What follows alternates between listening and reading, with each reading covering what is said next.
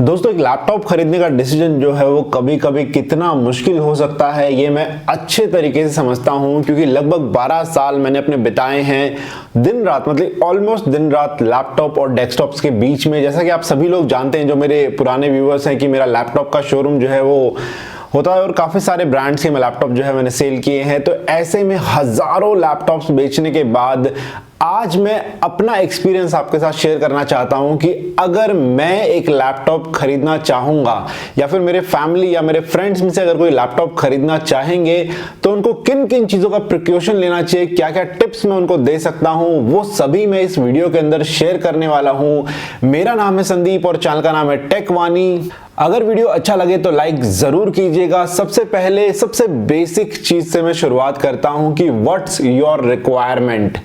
अब भाई यहां पर बड़ी क्लैरिटी के साथ आपको ये समझना पड़ेगा कि आपकी रिक्वायरमेंट क्या है। मतलब आप गेमिंग के लिए लेना चाहते हैं, आप स्टूडेंट हैं, आप बिजनेसमैन हैं, बिल्कुल प्रिसाइसली इस चीज को क्लियर रखिएगा। जो लोग ये कहते हैं कि नहीं मैंने तो गेमिंग भी करनी है, मैं स्टूडेंट भी हूं, मैं बिजनेसमैन भी हूं, मैंने एडिटिंग भी करनी है, मैंने कोडिंग भी करनी है, आई कैन अंडरस्टैंड कि यहां पर बहुत सारे लोग ऐसे होते हैं जो मल्टीटास्किंग चाहते हैं अपने लैपटॉप से, लेकिन उसके अंदर भी अपनी प्रायोरिटीज को नंबर 1, नंबर 2, नंबर 3 के हिसाब से रखिएगा। जैसे नंबर 1 पे मुझे गेमिंग रखनी है, नंबर 1 पे मुझे एडिटिंग रखनी है, नंबर 2 पे गेमिंग रखनी है, नंबर 1 पे मुझे एज ए स्टूडेंट मुझे अपने लिए लैपटॉप चाहिए, या नंबर 1 मुझे प्रोग्रामिंग के लिए चाहिए।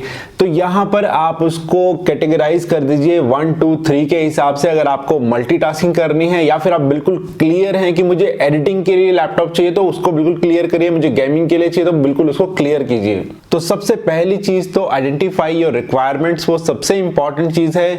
दूसरी अगर मैं चीज की बात करूं तो अपना बजट जो है उसको बिल्कुल क्लियर कर लीजिए कि मेरा बजट ये है।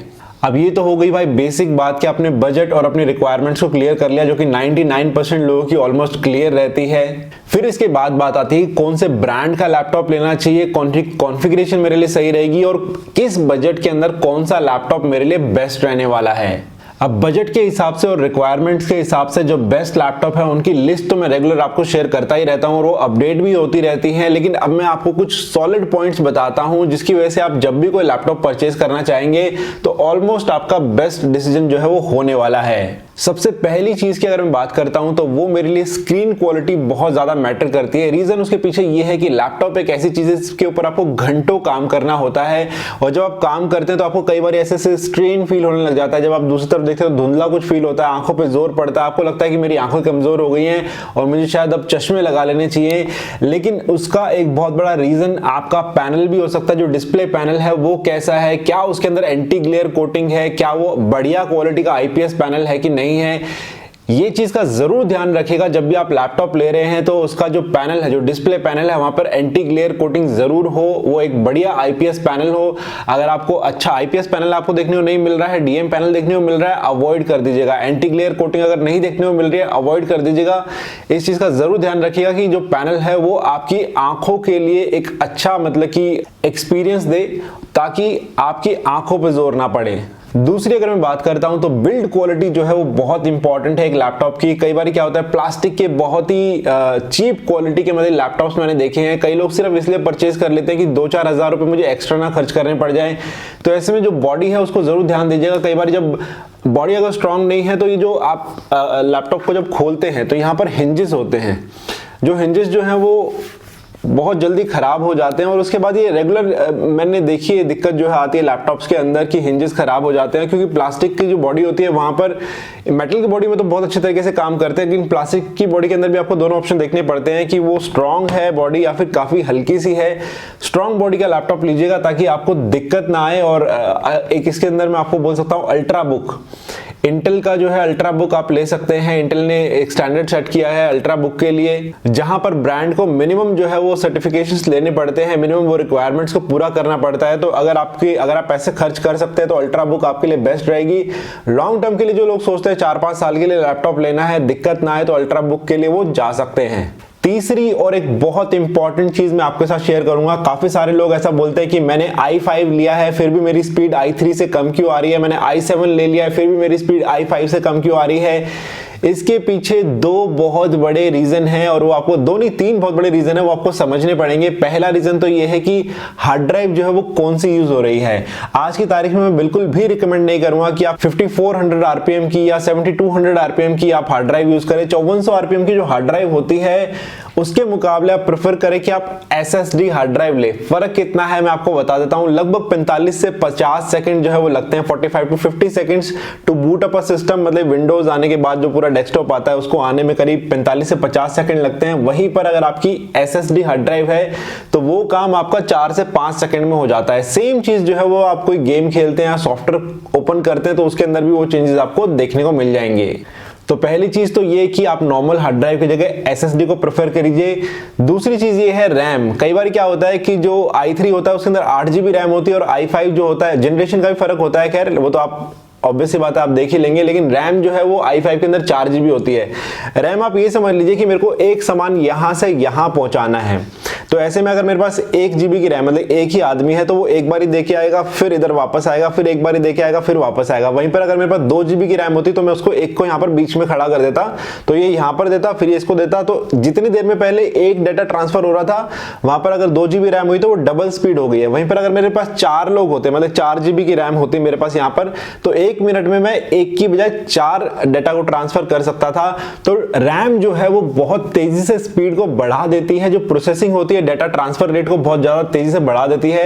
तो ऐसे में एसएसडी हार्ड ड्राइव का कॉम्बिनेशन होना साथ में रैम की ज्यादा होना, मतलब रैम की जो कैपेसिटी है उसका ज्यादा होना, डेफिनेटली ये आपके सिस्टम की स्पीड को एकदम से बहुत ज्यादा बढ़ा देते हैं।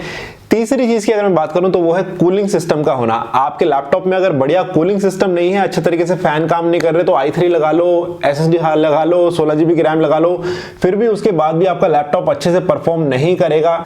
तो इस बात का जरूर ध्यान दीजिएगा कि जब आप लैपटॉप ले रहे हैं तो पीछे की तरफ उसको एक बार करके देख लीजिएगा कि उसमें फैन सिस्टम जो है, कूलिंग सिस्टम वो सही तरीके से है, वहां पर ठीक से कूलिंग हो पा रही है, ताकि आपकी परफॉर्मेंस जो है वो गर्मी जब हो रही हो तो उसके टाइम पे भी वो अच्छी परफॉर्मेंस आपको दे दे। इससे अगली टिप्स मेरी उन भाइयों के लिए है जो पैसे बचाना चाहते हैं। नॉर्मली क्या होता है कि हर एक मॉडल जो होते हैं, हर एक लैपटॉप का जो मॉडल होता है उसके अंदर 2 वेरिएंट आते हैं, एक विंडोज के साथ, एक विदाउट विंडोज, और 3-4 से 5,000 रुपए तक का फर्क होता है इस चीज के अंदर। तो अगर आप पैसे बचाना चाहते हैं, मेरा सजेशन ये रहेगा कि अगर 8GB की रैम मिल रही है आपको लैपटॉप में, तो विदाउट विंडोज वाला लैपटॉप लेके उसके अंदर 16GB की रैम आप कर लीजिए। विंडोज आप अलग से डाउनलोड कर लीजिए, उसका ट्रायल वर्जन चला लीजिए, या फिर आपकी कोई अरेंजमेंट हो सकती है तो विंडोज की वो कर लीजिए। कोई खास फर्क तो आपको ट्रायल वर्जन के अंदर भी देखने को नहीं मिलेगा। हाँ, एक बार ही आपको सिर्फ ये नोटिफिकेशन आएगा कि ट्रायल वर्जन एंड हो गया है, जेन्युइन वर्जन बाय कर लीजिए। खास कोई ऐसा अल्टीमेटली तो आपको सॉफ्टवेयर यूज करने हैं। अगर आप फोटोशॉप यूज करते हैं तो फोटोशॉप यूज करनी है, अगर आप कोरल ड्रॉ यूज करते हैं तो वो यूज करना है, प्रीमियर प्रो यूज करना है, गेम कोई खेलनी है तो वो खेलनी है। तो विंडोज से आपको कुछ खास इतना लेना देना होता नहीं है, तो ऐसे में आप ट्रायल वर्जन भी उसका चला सकते हैं, और 4-5 हजार रुपए या 3,000 रुपए जो भी आप बचा रहे हैं उससे आप रैम जो है वो डबल कर सकते हैं, या फिर अपने दोस्तों के साथ भी पार्टी कर सकते हैं। तो ये टोटली आपके ऊपर डिपेंड करता है, यहां पर आप पैसों की सेविंग भी कर सकते हैं। इससे अगले अगर मैं पॉइंट की बात करूं तो मेरे लिए ब्रांड बहुत ज्यादा इंपॉर्टेंस रखते हैं। कई बार लोग ऐसा सोचते हैं कि मैं चीप जो मतलब सस्ता मिल रहा है लैपटॉप वो ले लेता हूं क्योंकि उसके अंदर कॉन्फ़िगरेशन ज्यादा अच्छी मिल रही है। ऐसे में ब्रांड जरूर देखिएगा। क्या होता है कि आफ्टर सेल मतलब खरीदने के बाद सर्विस सेंटर जो है वो उस ब्रांड का अवेलेबल होना चाहिए, पार्ट्स की अवेलेबिलिटी होनी चाहिए। जैसे मैं बात करूं डेल की, तो डेल की आफ्टर सेल सर्विस बहुत अच्छी है। मतलब ऐसा नहीं है कि मैं किसी और ब्रांड के बारे में कुछ गलत कह रहा हूं। एचपी की भी आफ्टर सेल सर्विस अच्छी है, पार्ट्स की अवेलेबिलिटी बहुत अच्छी है। कई बार क्या होता है लैपटॉप आप 3-4 साल के लिए ले रहे हैं, ऐसे में 2 साल के बाद जब मॉडल ऑब्सोलेट हो गया और आपके लैपटॉप में कुछ दिक्कत आ गई, उसका पार्ट नहीं मिल रहा है, वैसे टाइम में तो बड़ी दिक्कत आ जाती है। लेकिन एचपी, डेल, लेनोवो कुछ ऐसे ब्रांड है जिनके पार्ट्स बड़ी इजीली आपको मिल जाती है, आफ्टर सेल सर्विस भी काफी अच्छी देखने को मिलती है।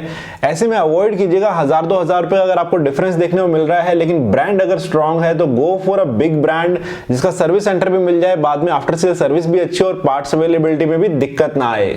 इसके बाद अगर मैं फाइनल बात करूं तो पोर्ट्स की अवेलेबिलिटी जरूर देखिएगा कि आपको लगभग सभी पोर्ट्स वहां पर देखने को मिल जाए। साथ ही USB-C का सपोर्ट आपको जरूर देखने को मिले।